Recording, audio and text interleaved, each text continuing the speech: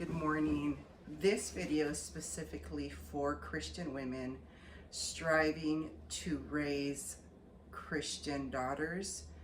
And I wanted to share my journey, why for me, sometimes raising a Christian daughter was very difficult and challenging. And I'm not blaming the personality of my daughter. I think God gave me a daughter like me, and that has been a blessing as far as our personalities are very similar. I was going to name this video, Why Is It So Hard to Raise Daughters? But then God impressed in my heart that it is a privilege and it is a ministry to raise Christian daughters. But that still goes back to, why is it so challenging? And one of the things that I've started to recognize, and this is, I believe God is showing me this in the last several years, is when we go back to the Word of God and what happened when Eve disobeyed. And I want to go to Genesis 3. This is a very familiar verse to many individuals, and it is 3:16, and I'm gonna be reading halfway. Your desire shall be for your husband, and he shall rule over you. And we hear that and we're like, okay. But I want to read what the notes say.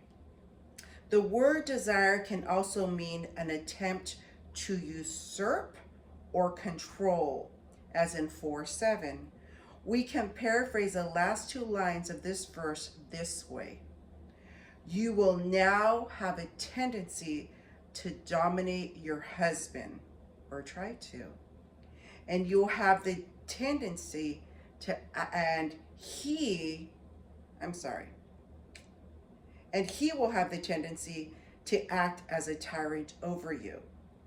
The battle of the sexes has begun. Each strives for control, and neither lives in the best interest of the other. The antidote is a restoration of mutual respect and dignity through Jesus Christ. Now, little girls don't become wives and then automatically get the desire to control. It is something that starts from very young. Now, you can have a daughter who's very quiet, who is not rambunctious, but there are still ways of trying to control the household through other means besides loudness and tantrums. So the challenge that we mothers have is to obey the word and to cede control to the head of the household, which is our husbands, therefore being an example to our daughters. Understanding that we ourselves have the desire to control situations out of fear, maybe out of insecurity. So what we're doing is we are taking God's power from our husbands, or trying to, and putting it on ourselves. What is our daughter doing? Our daughters are attempting to take the power from their parents and putting it on themselves. So there is the struggle and the sin when we are out of order. So when our child or when our daughter starts exhibiting attitudes to control or manipulate, we got to go right back and say, that the Bible already said that's what is going to be attempted. It is now my job to mold my daughter and our daughter into what a godly woman is. And that's where the battle on your knees starts. When you need to be in submission to your husband and to God and godly authority. Because if you're not in submission to godly authority in your life, it's not going to work. Your daughter's not going to be in submission either. So one thing too I want to bring out is in 1 Samuel, when Saul is hungry to hear the voice of God. This is 1 Samuel 28, 6 and 7.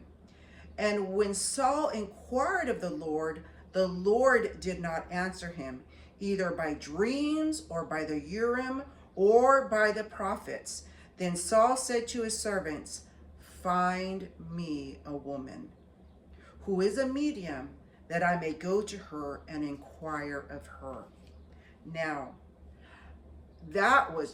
I've read that 1 Samuel so many times, but that was, and I talked to my son, and I said, he asked for a woman specifically. I believe that God gives women sensitivities that can either be a blessing or be a curse.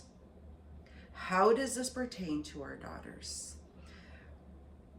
When we see the gifting of sensitivity or discernment or empathy or compassion, or I'm going to say the desire for justice in our daughters, we have to mold that into something productive, because very easily that sensitivity in the spiritual realm can be manipulated into power and control.